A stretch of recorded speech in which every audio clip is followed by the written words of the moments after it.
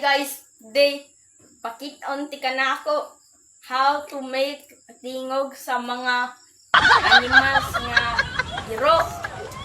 Kanang iro ba nga gibunog pangan.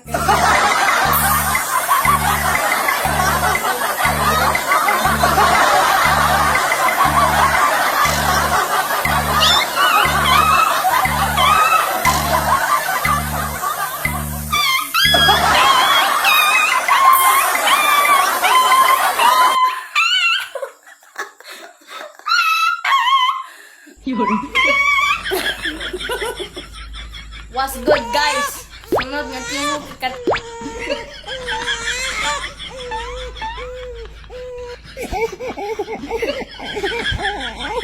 Yun.